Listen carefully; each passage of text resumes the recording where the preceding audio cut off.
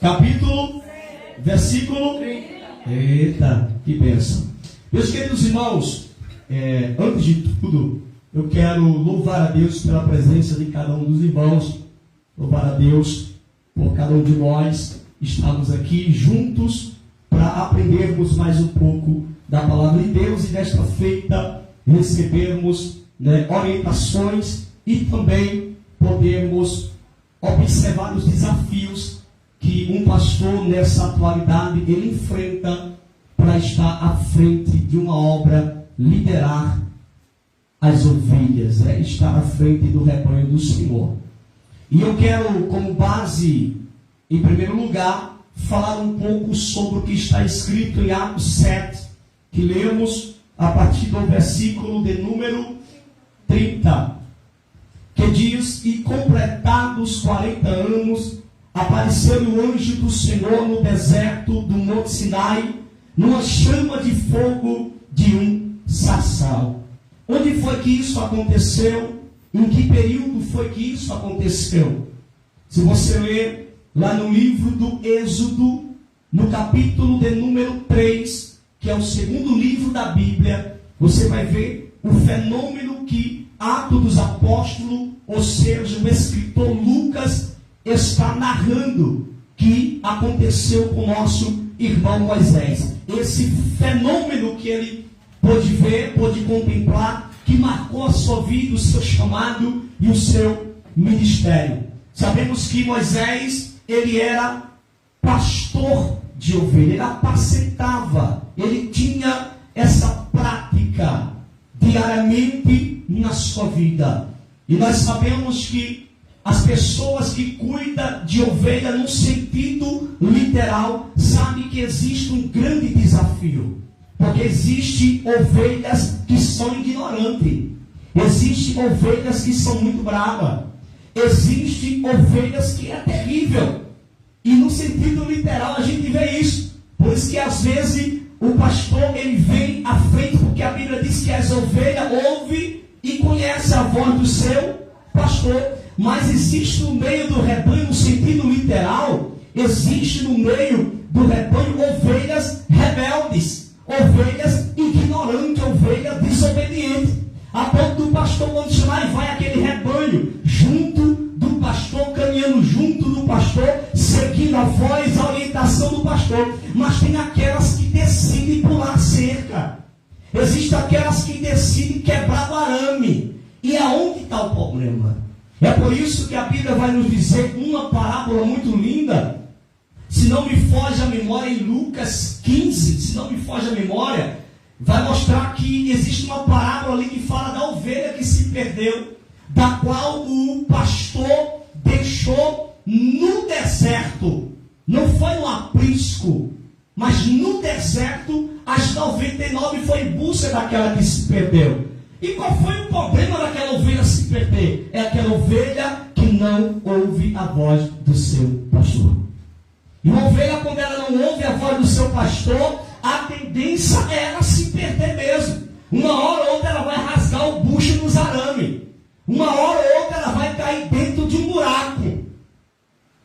É por isso que um pastor de ovelha, eu estou falando no sentido literal, e serve também para as ovelhas humanas, além dos seres humanos. E o pastor, ele anda com um cajado, porque o cajado, ele está na mão do pastor. É por isso que ninguém que pregue a palavra de Deus, ninguém que tem oportunidade para pregar, pode bater na igreja. Pode lançar a palavra daqui no altar para machucar ninguém que está embaixo. Porque a autoridade, o cajado de corrigir as ovelhas, está na mão do pastor. É ele que tem que corrigir. É ele que tem que chamar a atenção quando for preciso.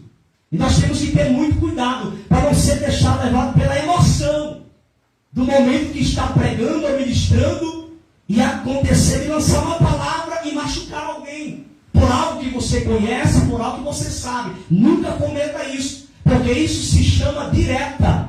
E no altar da igreja não se pode soltar direta para ninguém. E aquele que solta direta no altar da igreja vai ficar na banca sentado. Porque eu não aceito isso.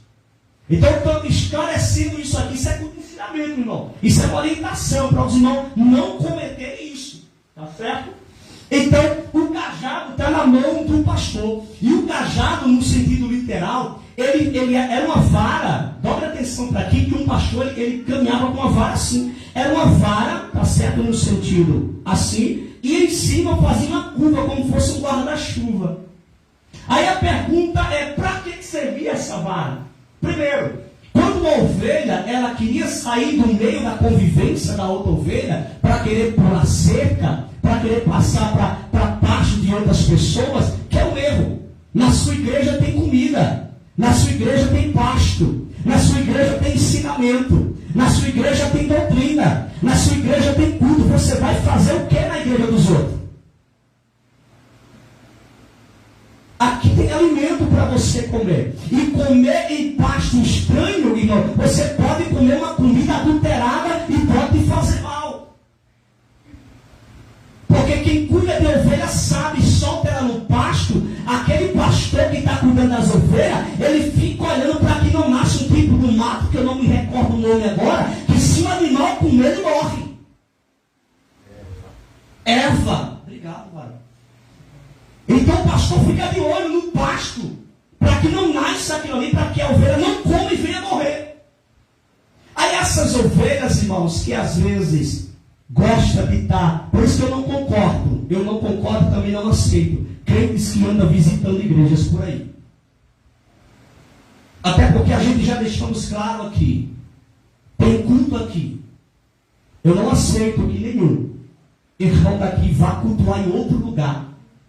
Você tem culto aqui na igreja. E se não tiver culto aqui, que manda uma mensagem para perguntar se pode estar lá ou não. Porque nem todo lugar você pode estar. Nem toda igreja você pode participar de um culto ali. Se é uma igreja de rebeliados, uma igreja de alienados, o que você vai fazer ali? Amém, meus irmãos? Eu estou sendo bem sincero aqui, estou sendo bem claro. Expressão alienada. Você sabe que é uma coisa alienada, irmão? Uma coisa que é comprado e não paga. Mano, é sério que eu estou falando. E é um erro gravíssimo. Por isso que as pessoas às vezes me acham duro, mas eu não permito. E ainda tem uns patetas que ficam querendo convidar alguns irmãos para participar do culto lá. Se for, é disciplinado na igreja. Na hora, você já vem disciplinado para aqui. Porque se você tem uma igreja, você tem uma congregação, que você tem um pastor que ensina, que tem alimento para você, que lhe edifica, o que é que você vai comer em pasto seco? Verdade, mano.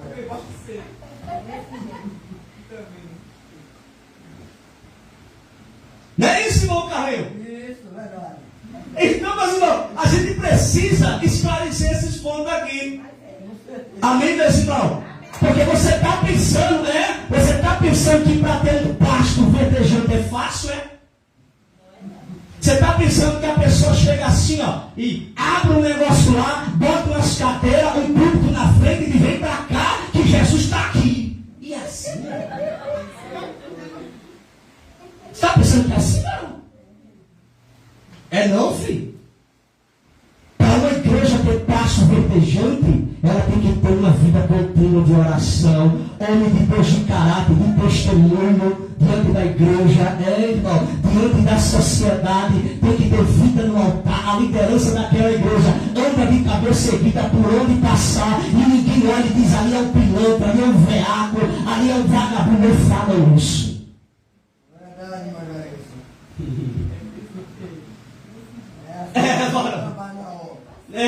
É desse jeito, irmão Carlinhos. Eu estou sendo muito sincero. Então, para ter uma igreja num pasto verdejante, é oração, irmão. Ela não sabe nem o que é oração, nem ora, não conhece nada de Bíblia. Começou a dar uma palavrinha de nada, um textozinho, porque interpreta um versículo, já quer ensinar, quer pregar, e quer dizer que tem palavra para dar, tem comida para dar para o povo. Filho, pelo amor de Deus. Eu prego desde os 17 anos e eu não sei de nada. Então, meus irmãos, pode ter certeza, isso é muito sério que eu estou falando aqui. Aniele sabe, a gente já dirigimos congregações lá em Catende. Dobra atenção que isso é muito sério. Eu vou entrar no texto aqui. Se eu passar 5 minutos faz parte. Mas dobra atenção. Tinha um certo camarada lá que era assim. Quando eu precisava dele na obra, e eu já tinha dito para ele, ó, é o seguinte, eu quero você focado na obra, trabalhando comigo, vamos fazer a obra dele, vamos. Quando eu precisava dele, estava pregando numa igreja ali, estava pregando numa igreja lá, estava pregando. Aí de repente, o que acontece? Ficou comendo comida adulterada, com veneno de rato em todo canto. Aí depois chegou no altar da igreja, quando eu dei a oportunidade, começou a pregar um monte de besteira. Porque ouviu por lá e pensou que era certo, que aquilo era daquele jeito mesmo, aí começou a pegar, vem cá. Botei na banca, mas não ficou lá não, que não durou não. Eu botei na banca, a partir de você está sentado na banca, fica aí sentadinho. Só Deus sabe o dia que você vai ter a oportunidade aqui para frente. Mas isso é assim mesmo. Eu lhe orientei. Porque, meus irmãos, você está pensando que Jesus está em todo lugar? Vai nessa. A Bíblia diz que ele é onipresente, está em todo lugar. Isso fala do seu poder. Mas ele não habita em todo lugar. Se você lê a igreja de Laodiceia, ó como ele estava, batendo na porta. Se alguém ouvir a minha voz e abrir a porta, eu entro. Porque ele estava do lado de fora. Então, meus irmãos, dobre atenção. É um desafio imenso hoje, um pastor de igreja liderar uma congregação. É muito difícil. Eu não sei como é que tem pessoas que querem ser pastor. Porque não sabem o que é ser pastor. Porque se eu tivesse alternativa, eu nunca queria ser pastor. Eu queria estar trabalhando. Eu queria estar na minha profissão, trabalhando no SAMU, seja lá, ou na empresa de ônibus ainda, como fiscal, seja lá o quê. Era isso que eu queria. Sabe por quê? Porque não é fácil. Porque antigamente, dobra atenção, antigamente era uma coisa mais razoável ser pastor de igreja. Porque quando o pastor chegava para o irmão e dizia, olha, é assim, é assim. Sim, senhor, pastor. Está certo. A gente não via a bochecha crescer. A gente não via a cara feia. Ela não era sabe. A gente são os raízes, irmão. A gente não via isso. Às vezes o pastor dava uma palavra pesada no altar. Porque hoje é assim, se o pastor dá uma palavra pesada no altar, tem crente que sai, se for uma direta para mim. Irmão, o pastor não solta direta. O pastor ensina a palavra. Se bateu na ferida, bote remédio para sarar. Porque hoje é difícil.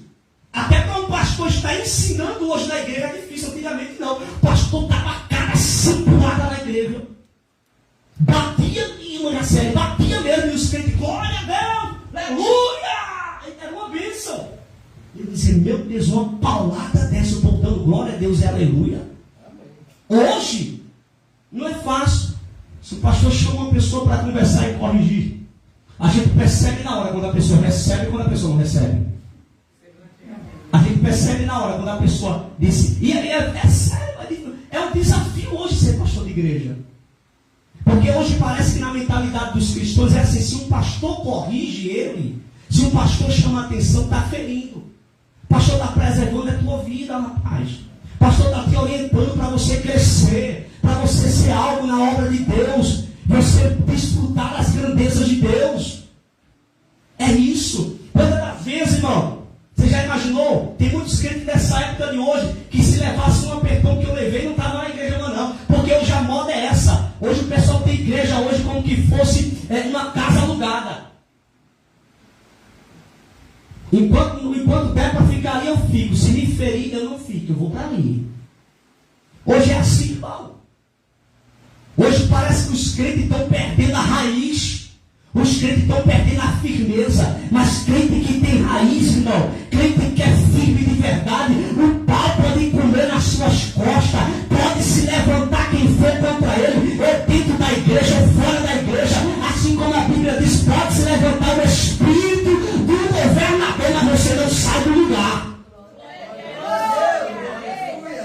Mas hoje, irmão, qualquer coisa, eu estou cultuado ainda não, mas irmão, eu com a cara feia, e não sai olhando o cara feio, vai lá, dá um abraço, leva um pozinho para ela botar no rosto, faz alguma coisa que melhora. Ah, fulano passou por mim, não deu a paz do Senhor, eu não vou congregar mais ali, eu vou para ali, aí fica ali, fica lá, aí nesse negócio que vai acabar no inferno. Verdade, Moisés. Meu carinho. Isso é verdade. Porque a Bíblia diz: não deixe a sua congregação como é costume de muitos. Isso acontecia, não antigamente. Os pastores de antigamente não tinham esses desafios de hoje, não. Hoje os pastores de hoje, se não for um melzinho de abelha americano, aquele melzinho docinho, o povo não quer ficar na igreja, não. O pastor tem que ser melzinho, porque se o pastor for duro, o povo quer correr da igreja. Irmão, me perdoe, mas eu vou ser duro sempre. Eu vou ser duro sempre, sabe por quê? Porque o caminho do céu é estreito e eu tenho que conduzir vocês para lá. Sabe por quê? Só se perde quem quiser se perder. Mas aqui tem palavra, tem ensino, tem doutrina e eu vou mostrar sempre o que você tem que fazer, o que você não pode fazer. Deus me levantou para isso e se eu não cumprir o meu chamado, não é você que vai ser cobrado, sou eu. Porque tem pastores de hoje, um desafio para os pastores de hoje. Tem pastores que passam a mão, o camarada cai em adultério, passa a mão na cabeça, não sei o que. O camarada está fazendo coisa errada, o pastor não tem coragem de ir lá corrigir, porque não sei corrigir, vai embora da igreja, leva a família e leva não sei o que. Não, aos meus amigos pastores que me assistem, seja pastor de ovelha, rapaz. Seja cabra macho.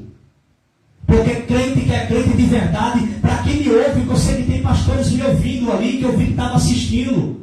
Eu quero dizer para os meus amigos, você que é pastor de igreja, quem quiser correr, que corra, mas segura o cajado. Porque só corre quem é ovelha rebelde. Só corre da igreja quem verdadeiramente não serve a Deus. Mas quem é de Deus de verdade, quem serve a Deus de verdade, pode ser ferido, pode ser corrigido. O pastor pode apertar e ele continua servindo a Deus, porque ele não serve a igreja e nem é pastor. Ele serve a Deus, a Cristo. Vocês sabem o que é pegar uma caixa nas costas, botar no meio da feira e gritar: Jesus está voltando, Jesus está voltando. Ô, irmão, minha voz está ficando boa, graças a Deus. Eu estava com saudade, irmão. Jesus está voltando, Jesus está voltando. E quando pensar que não, lá vem eu com a caixinha nas costas. Aí cheguei perto do pastor e falei: pastor, foi tão bom o evangelismo na feira. Foi, meu filho, você não faz nada que preste. Eu se ensinou, pastor. Eu boto a caixinha onde? E aí, estaria pronto para ouvir isso? Pastor chegar e só: você não faz nada que preste, você não vale nada comigo. E eu se ensinou, pastor. Eu só peço uma coisa para o Senhor: me ajude a melhorar. E eu saí ferido para casa. Cheguei, sentei no sofá de casa, aquele desânimo. Rapaz, que palavra dura foi aquela que o pastor falou comigo. Isso é coisa que um pastor fale com ovelha. Se for hoje, é assim. Se for hoje, sabe como é que o pastor fale? O pastor está pensando que manda no povo. Porque hoje é assim, o desafio de um pastor hoje é esse. Se ele corrige ou dá uma instrução, tem que falar: o Senhor não manda na minha vida. E não manda mesmo. Agora, porém, como pastor, tem que te corrigir, tem que te ensinar. Agora, se tu quiser cair, errar e cometer o erro, aí é contigo. Agora, que ensinar e corrigir, eu tenho. E sabe o que aconteceu? Ela estava no sofá pensando: Jesus, eu ganhei 4 aulas para Jesus, para ti. E o pastor disse para mim: Senhor, que eu não presto para nada. Aí lá vai eu para o culto. Sentei lá, cheguei à noite no domingo. Sentei na cadeirinha lá do jovem, vice-dirigente do grupo de jovem. Na época tinha 31 jovens, se não me foge a memória. Eu sentava ali cabisbaixo. De repente, quando foi na hora da palavra, o pastor disse: vamos ouvir a palavra do Senhor pelo auxiliar Jailson. Oxe, eu acho que ele pensou que eu ia ficar manhoso, porque tem ovelha manhosa, tem goza, irmão. Basta uma tapinha, uma pedrinha. Manhoso, acho que ele pensou que ia ficar manhoso. Oxe, eu subi com uma postura, estava tudo no altar do interno. bonitinho assim como eu estou, subi assim, com uma postura, cheguei para ele, Pai do Senhor, meu pastor, com um sorriso. E aí? Quando pensou que não pregando assim, eu vi quando ele olhou para o pai dela do lado e falou, isso que é um obreiro.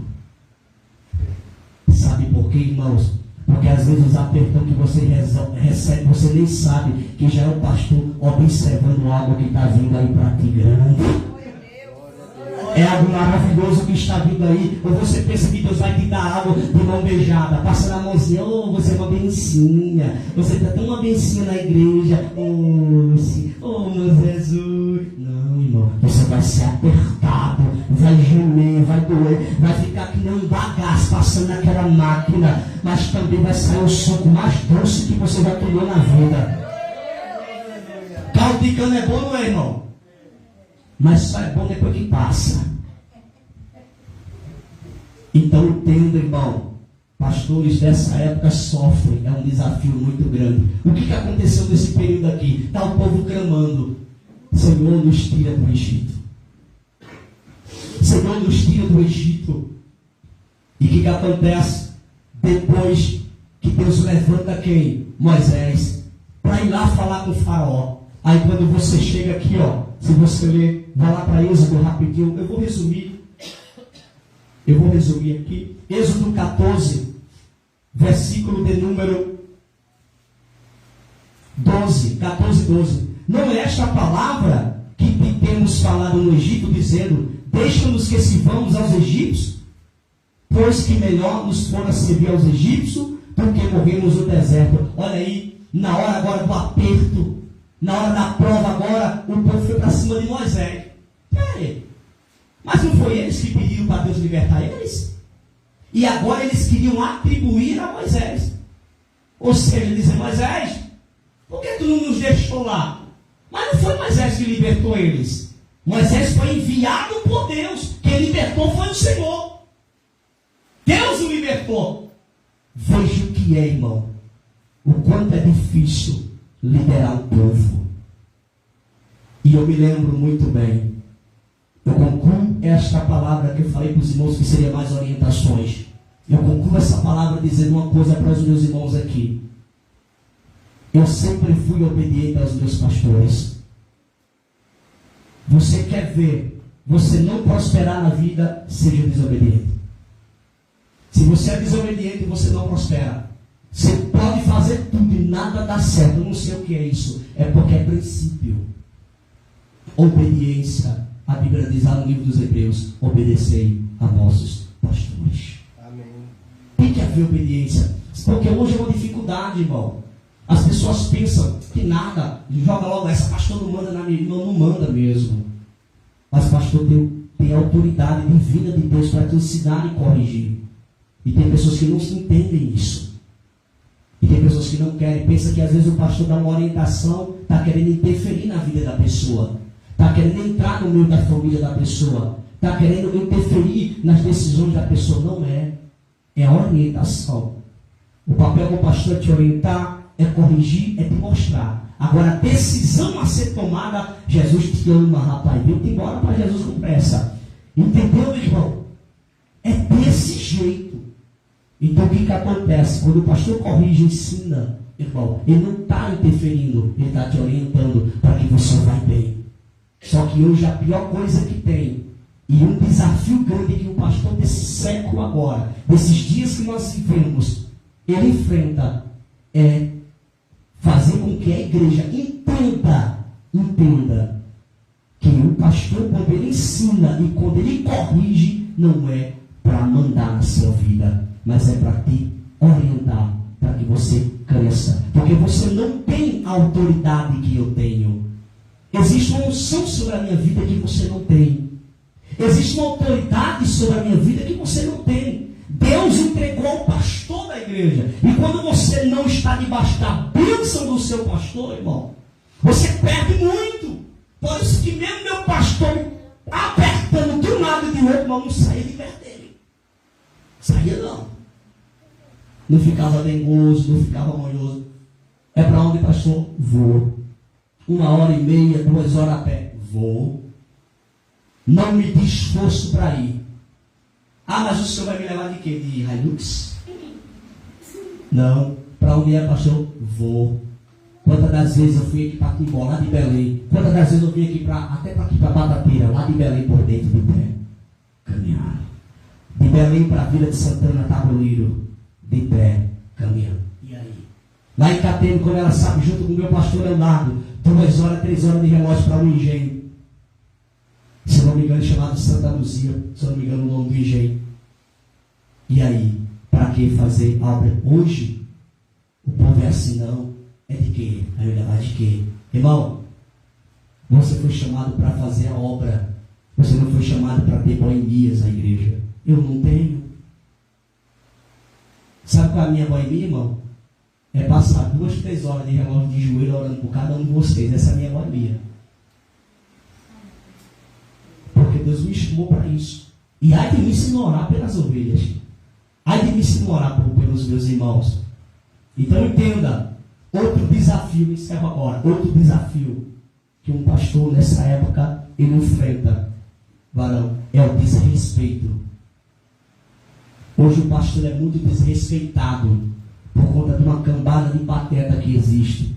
Porque hoje todo mundo quer ser pastor, não quer ser pastor. Antigamente, o pastor era respeitado. Quando ele vinha, ele podia vir onde for. Olha ali, veio o pastor. Era ou não era, filho? Veio o pastor. Era. O pastor chegava no setor, estava um monte de gente assim, ó, na hora que viu o pastor. Podia estar trocando palavrões, uma coisa e outra, quando o pastor ia passar. Aí o pastor, deixa eu passar. O pastor passava assim. Mas por conta de uma cambada alienada que existe por aí, fraudulenta, adulterada por aí eles generalizam tudo, pensam que todos os pastores são da mesma laia. E hoje ser pastor é um desafio muito grande. Mas eu me lembro, irmão, quando eu andava com meus pastores, que a gente ia visitar pessoas até não crentes, irmão, quando a gente chegava no ambiente. Graças a Deus que nesse tempo agora, eu particularmente, quando eu chego no lar, eu sou muito bem recebido. Mas eu estou falando dos tempos anteriores. O respeito era maior pelo pastor da igreja. Hoje a pessoa fala de pastor, fala mal de pastor como que fosse qualquer coisa. Hoje o pessoal vai ali, se reúne com 3, 4 dentro de casa, seja lá e toma um pau no pastor, fala no nome do pastor, e mete a cacete no nome do pastor, e pensa que Deus vai deixar barato. Pelo que eu creio de Bíblia, e pelo que eu conheço de Bíblia, quem age dessa forma, uma hora o preço vai chegar. E quando chegar, você vai procurar o pastor para orar. A Bíblia diz aí daquele que toca no ungido do Senhor. Tem que ter muito cuidado, irmãos. Lembra de Davi? Davi recebeu a unção de rei. Deus permitiu. Colocou Davi do lado de Saul. Davi podia matar Saul. Olha, ele podia matar. Esse primeiro pegou e cortou um pedacinho do seu manto para provar que teve pertinho dele. Poderia matar. Mas sabe o que Davi disse? Longe de mim tocar no ungido do Senhor. E olha que Saul já tinha sido rejeitado por Deus. Mas era ungido. Então tenhamos muito cuidado, irmão. Existe hoje esse desafio. Mas eu quero concretizar na noite desse dia, dizendo para os meus irmãos que nós juntos possamos fazer a obra de Deus com seriedade e com sinceridade. Amém, meus irmãos? Fique de pé. Vamos agradecer a Deus. Amanhã nós temos culto de pregação. Todos aqui marchando no poder e dando lugar ao Espírito Santo de Deus. Amém? Meus irmãos, eu já quero passar rapidinho para os irmãos. Essa semana ainda é uma semana política. Só na próxima que eu vou começar a fazer alguma coisa. Creio assim. Já comecei com o irmão Carlos. E o irmão Carlos está trabalhando como segurança privado. Ele inclusive está lá em Alagoas. E ele é preteiro. Eu já falei com ele. Porque a gente vai começar já a fazer algo aqui. E eu não sei se ele vai vir sexta agora ou sábado, para a gente ver como é que vai fazer para dar já início nisso aqui. Aí tem uma carrada de areia para ir buscar em Belém e 4 sacos de cimento. Nesse dia eu vou solicitar alguns irmãos, como por exemplo, auxiliar Hélio, auxiliar Sérgio, a minha pessoa, estarei lá também, auxiliar Daniel lá, o Hélio, para a gente jogar junto com o irmão Zeca a areia para cima. Eu não sei qual transporte que eu vou, mas provavelmente vai ser a caçamba, uma caçamba para pegar. A gente não vai encher a caçamba de areia, vai trazer o suficiente para cá, tá certo? E também no carro vai vir fazer aqui a medição de alguma coisa para mim comprar a ferragem daqui, né, para a gente travar aqui em cima e a coluna aqui para a gente poder derrubar já essa parede já de início máximo, já bater já o piso aqui também. E os irmãos olhem, para que Deus possa suprir todas as necessidades, né? Tiago Jeremias, juntamente com a irmã Jaciele, fez uma contribuição maravilhosa e vai dar para a gente já dar início aqui a alguma coisa. E é certo que vai ficar faltando muita coisa, mas eu creio que aquele que começou a boa obra vai aperfeiçoar e a gente vamos concretizar para a glória de Deus. Eu sei uma coisa, depois que eu derrubar isso aqui e abrir, uma coisa ou outra vai concretizar. Porque eu sei que a gente não vai conseguir cobrir imediato aqui, mas completar esse muro aí, fazer o reboco e o piso já para deixar esse vagão livre aqui, a gente já vamos fazer isso para a glória de Deus. E o mais rápido possível cobrir, porque depois que eu cobrir, eu já quero estourar esse piso aqui. O de lá vai estar novo, mas eu quero estourar esse piso todinho aqui, para refazer, para deixar assim, em ponto de cerâmica, para a gente colocar a cerâmica daqui também. Então são muitas coisas. Recurso tem? Não. Mas a fé é grande demais, irmão. Eu estou orando e eu sei que Deus vai prover todas as coisas. E Deus sabe que o meu desejo é tudo de bom e melhor para a obra de Deus. Por exemplo, tem um terreno lá em cima. A gente não conseguimos mexer lá ainda. Mas quando eu terminar aqui, eu começo lá, irmão. Eu bato lá, já começo a bater logo a sapata lá e a gente começa. Nem que seja por mês eu levanto 50 tijolos por mês lá. Vai levantando. Uma hora ou outra a gente termina e começa a culto lá em cima também, para a glória de Deus. Tem um pessoal, irmão, que lá de baixo, inclusive, quando eu desço para lá, fala muito comigo: pastor, por que você não abre aqui? Eu falei: porque eu não posso abrir um setor aqui para pagar aluguel, porque é uma despesa a mais. E a gente já tem uma despesa em Belém alta. E o recurso de Belém até agora é zero. Ela sabe do que eu estou falando, é zero. A gente que está mantendo lá. Então é um desafio. Porque infelizmente o povo lá de Belém ainda não despertou. Não sabe que igreja ela precisa de dízimos e oferta para manter. Parece que o povo não acorda lá. Eu não sei o que passa na cabeça do povo ali. Mas tudo bem. Está lá o som, só a misericórdia. Não vejo a hora de aquele som capaz de parar a qualquer momento. O povo não desperta. Então o que acontece? O povo tem que acordar, porque é isso que precisa. Se eu tivesse recurso, é outra coisa, irmão. Eu não tenho. Deus sabe o pouco que eu tenho e visto na obra, ela sabe aí, ó. Graças a Deus que agora ela que está quebrando, tapando permitam a expressão, tapando aí os buracos aí, porque o negócio estava estreito. E ela agora está resolvendo aí. Porque o pouco que eu tinha, eu ficava assim, era algo razoável para casa e o resto para a igreja. Só 300 já separava para o aluguel de lá. Aí vai brincadeira não. Mas Jesus está no controle de tudo. A obra é de...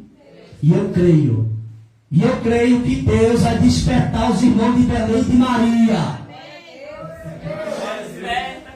Amém, meus irmãos. Deus abençoe. Querido Deus, eterno Pai, te louvamos pela tua palavra. Leve em paz e segurança cada um dos teus filhos aos seus lares. Guarda, livra, protege de todo mal, Senhor. Continue abençoando a todos de forma especial. Te pedimos a tua graça, a tua misericórdia, Senhor. Muito obrigado por esta palavra, por essas orientações, esse ensinamento. Conduz em segurança os teus filhos. Continue abençoando a cada um de forma especial. Te louvamos e te agradecemos em nome de Jesus. Que a graça do nosso Filho e Salvador Jesus Cristo, o amor de Deus, a comunhão e a consolação do Espírito Santo seja cada um de nós e sempre para a igreja aqui. Amém. Todo mundo aqui amanhã para a gente marchar no poder do Senhor Jesus. Amém?